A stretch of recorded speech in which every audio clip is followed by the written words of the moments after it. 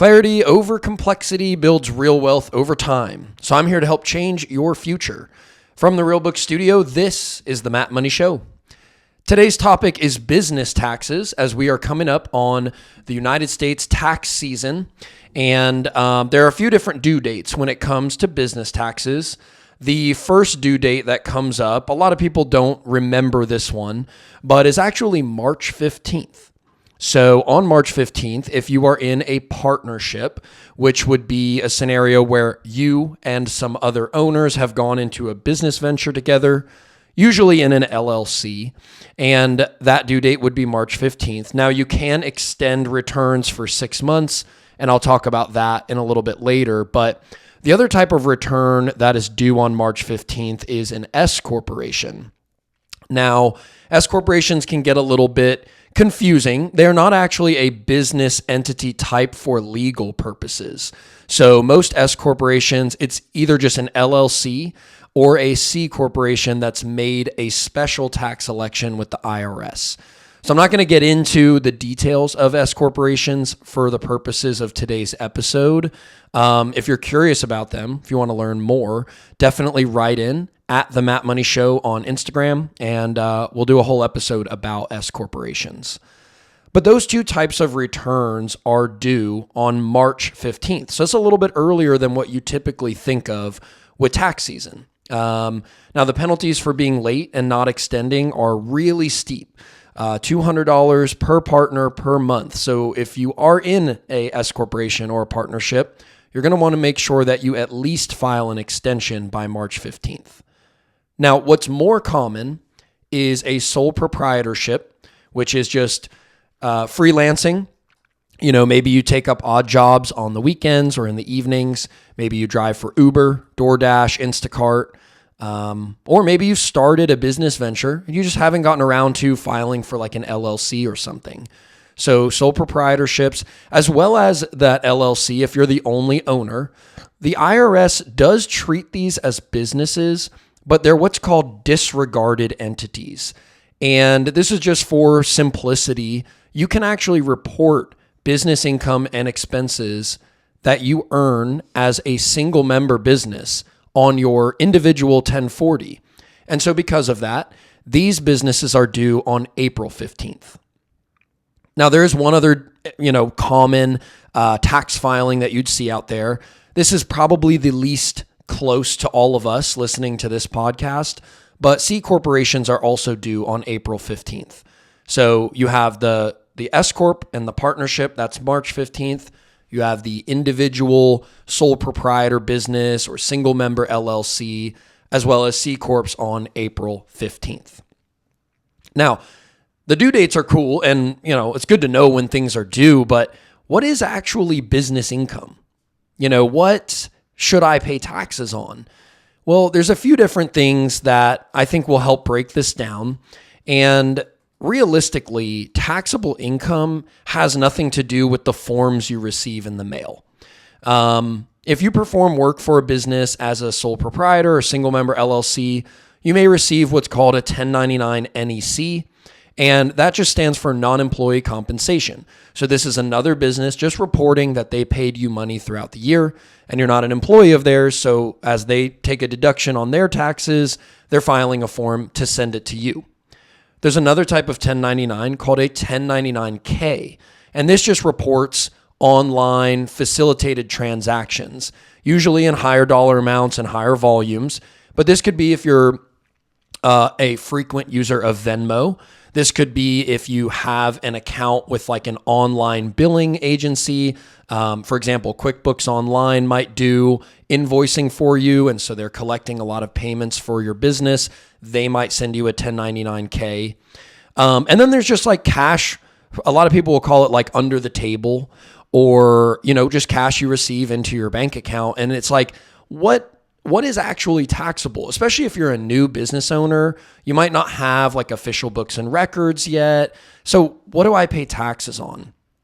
Well, what we're really going to be paying taxes on is the overall business revenue that you received from performing your business's services or selling your business's product.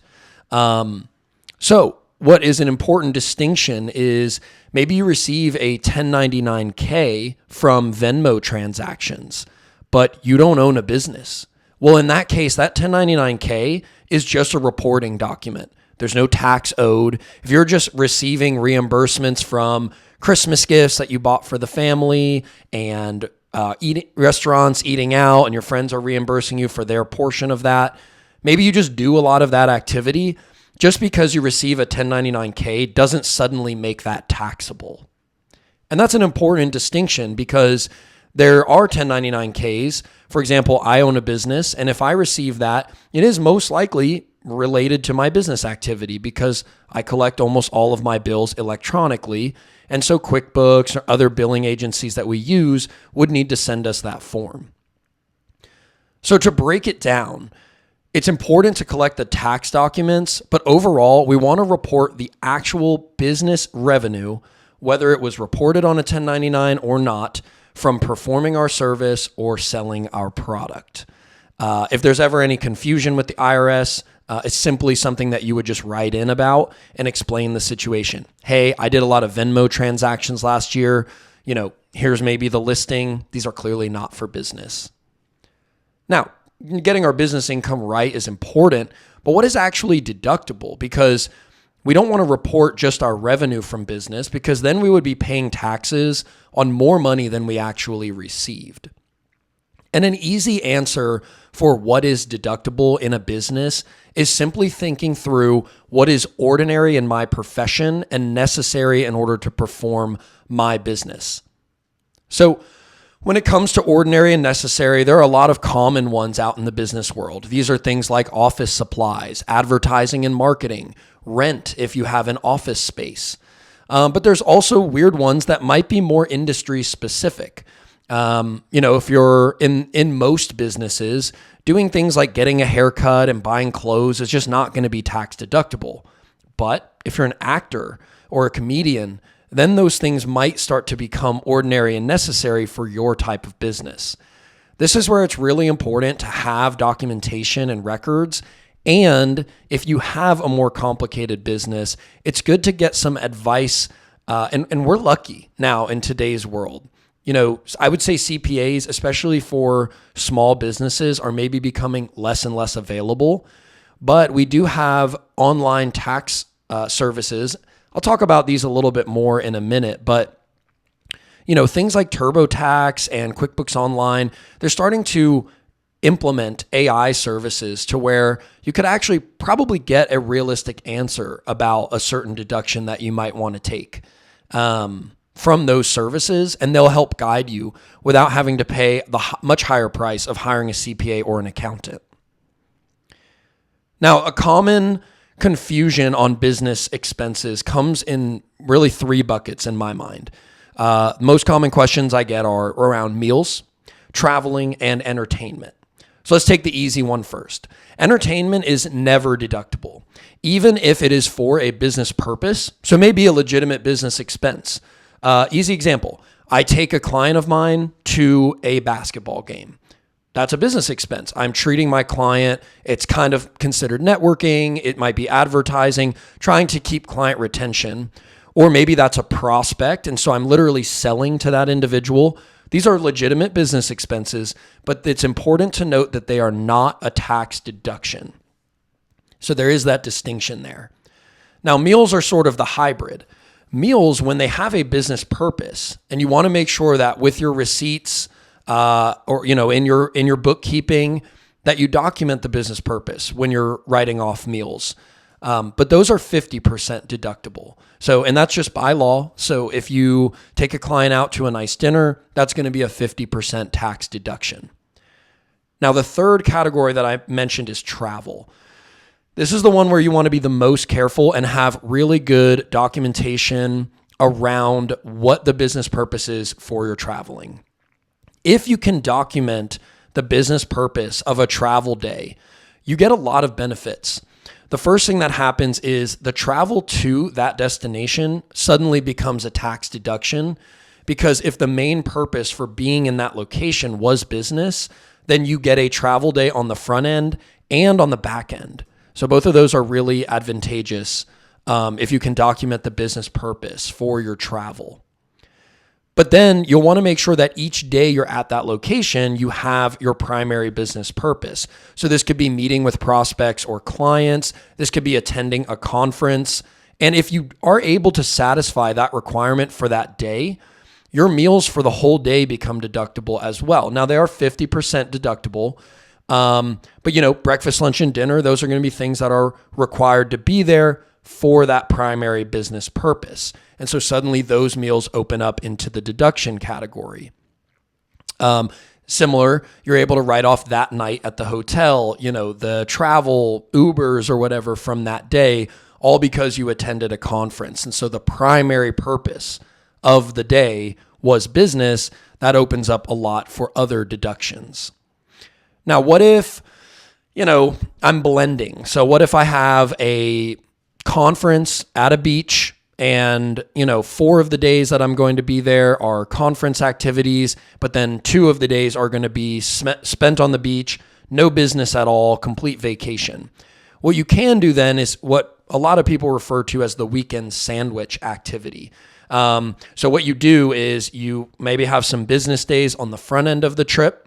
You can sandwich in between a couple of personal, purely vacation days.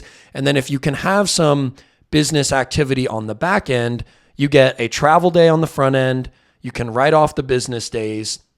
The personal days remain non-deductible. But then because you had some business on the back end, you get a travel day home as well. So there's a lot you can do with this kind of stuff. But where I might want to get more specific is you'll notice how much I mentioned you've got to have a documented purpose.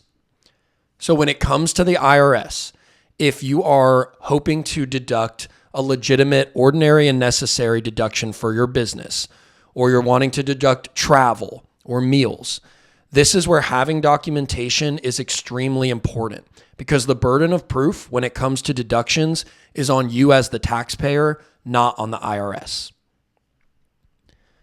Now, what about other types of deductions? So you hear a lot about, especially on in the social media world, these non-cash deductions, kind of free write-offs.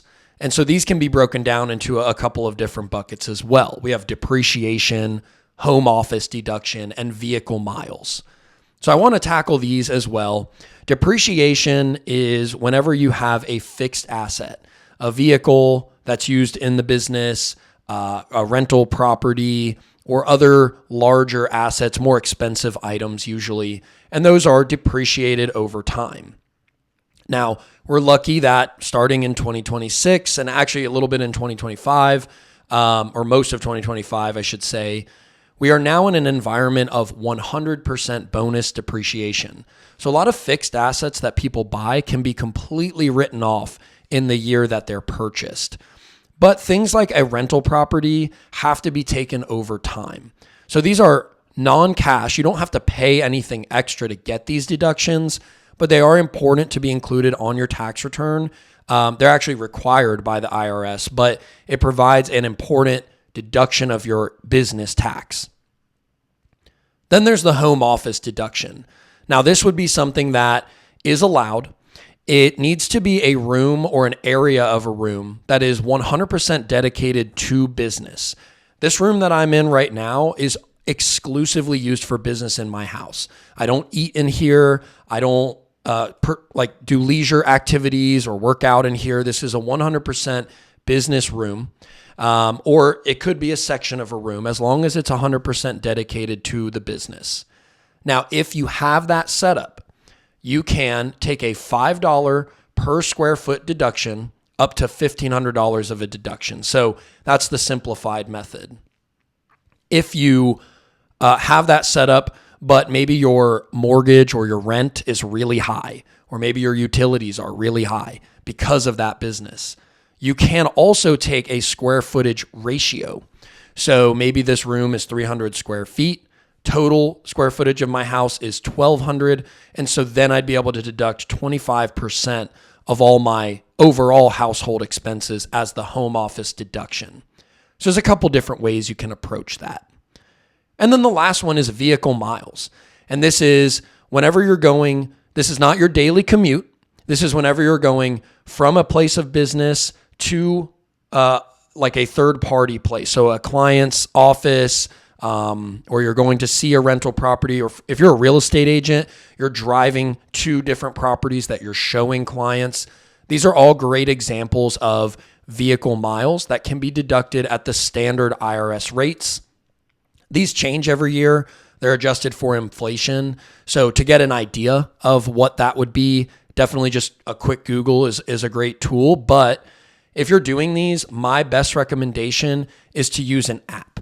I believe MileIQ is still in effect. MileIQ is basically like the Tinder of vehicle miles, where when you drive, it tracks each trip and you literally just swipe business or personal. And if you make a habit of like once a week going through and clearing that out, then you'll be on track for at the end of the year, knowing how many miles you drove for business purposes. And then that obviously becomes a deduction, even though we didn't put up any real cash. And it's important to remember with non-cash deductions, you are still paying money. If I'm depreciating a rental property, yes, I'm getting depreciation, but I'm also paying a mortgage most likely, or I've paid cash for that business or for that property. If I'm taking the home office deduction, I'm paying my utilities. I'm paying rent or mortgage. If I'm taking a vehicle mileage deduction, I'm paying for maintenance on the vehicle. I'm paying for gas or charging my electric vehicle. So yes, these seem like free write-offs, but when you really boil them down, you are still paying for these. Now, another common question with business taxes is, do I actually need the receipts? My answer to this is most of the time, no. So much of our activity now is purchased online, where that vendor, you could go in and pull your receipts. Think like Amazon. You've got all your order history pretty much all time with Amazon. So vendors like that, I wouldn't be too worried about it. There's also bank statements that do hold up under IRS audit to some extent. But my message when I'm speaking to clients, and this is now to you, is always, how organized overall are you? You know, if you were to be selected for an IRS audit or a review of a certain expense line item on your return, if you can support that reasonably, then you're not going to have any issues. This might be logging in to your online account with that vendor. This might be tracking receipts. This might be just the bank memo provides a lot of important information, and so we can rely on that. But that's very different from going through someone's bank statement that has a bunch of Venmo payments on it or bank transfers, and you're saying that it's for all these deductions. If that's going to be the case, you're going to have a very hard time explaining to an IRS agent if they ask what all of this actually is. It's going to say $400 Venmo, and you're going to say, oh yeah, well, I paid someone for services, or they came and worked on my business, and they're going to go, okay, what? I need to see that Venmo transaction then, or like the bank statement alone is not going to be enough. They might also ask why you didn't file a 1099 for that individual, or to pull that 1099 to show proof that you did. So at the end of the day, we want to make sure that we have a good, easy process for deductions that isn't too burdensome, where we're having to track, hundreds of receipts and we've got massive folders. But at the same time, we want to make sure that our whole business isn't structured where all of our deductions are just transfers to other bank accounts or Venmo or Cash App or whatever. And then leading off of the receipts, do I need bookkeeping? Do I need actual financial statements? My answer to you is, if you're taking business seriously, yes. It's one thing to be an Uber driver and not have a balance sheet. But if this is a business that you're taking seriously and you want to one day make a full-time gig, or maybe it is your full-time gig, you do need a balance sheet and a profit and loss. And again, this is easier than ever before. We now have bank feeds where your transactions come directly into a QuickBooks file, or there's other cheap alternatives to that where bank feeds can be utilized. You simply categorize what it was. I think Monarch Money has business tracking as well. So these are things that you need, yes. Again, unless you're like a freelance driver or something like that, where this is a short-term thing, I would have those set up today. Last couple of things, and we'll wrap up the episode for the week. Number one is many business owners will file their first tax returns and be shocked at how much they owe.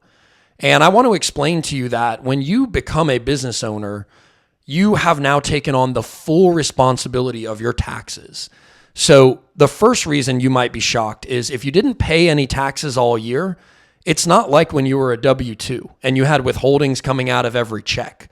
You are now responsible for transmitting that money over to the government agencies. So that might be the first reason that you're shocked. The second reason could be maybe you didn't track your deductions very well. And so you're paying taxes on a higher amount of income than you actually earned. So that's where tracking deductions becomes very important, having a process for that.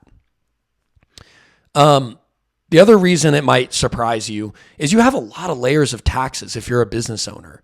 You have to pay Social Security and Medicare, income tax, and state taxes and local taxes, just like any employee, but you have to do it. And you have to pay employer taxes of Social Security and Medicare, which in the past, if you were employed, your employer, the business that employed you, was paying those taxes for you and actually covering half of that expense. So you didn't even know it was happening, but it is. Look at your W-2. You'll see the amount that you paid for Social Security and Medicare, and that gets matched by your employer. So there's literally more taxes than you may have had to cover before. And that's just part of going on and running your own business. But yeah, those different layers of taxes add up. You know, you like I said, income tax, Social Security and Medicare, employee, employer, state taxes, local taxes, and then if you have a lot of fixed assets, tangible property tax. This isn't to discourage you from being a business owner, but this is to show you the reality that running your own business isn't this free for all, I'm my own boss, I get to do whatever I want. There's a lot of responsibilities that come with that, and it's important that those are taken seriously. Remember, if your taxes are very organized, if you have official bookkeeping, if you have records to support your deductions, there are so many benefits to that. You become more IRS audit proof. So if they ask you questions, you're not worried. You also become more lendable. When you're self-employed, if you want to get a mortgage for your family's purchase of a home, or if you want to expand your business and you need to apply for a line of credit or whatever it may be, having this all organized makes this process so much easier. Whereas when things are all over the place, I'd say the number one thing that I see that's sad out there is when a business owner is doing well, but they're so unorganized that the IRS is asking them constant questions and they can't get a loan to buy their family a house because who would trust the situation that they've set up? They're good at making money, but they're horrible at being organized. And the last thing I want to cover today is, should a business owner use a CPA? Or is there ever a time, or an accountant? Or is there ever a time where it's okay to use something like TurboTax? And I just want to say that if you're a very simple business, income comes in, expenses go out, and you take the profit, most of the time, this can be handled by a TurboTax or similar type of software. You don't need a CPA or an accountant just because you're a business owner.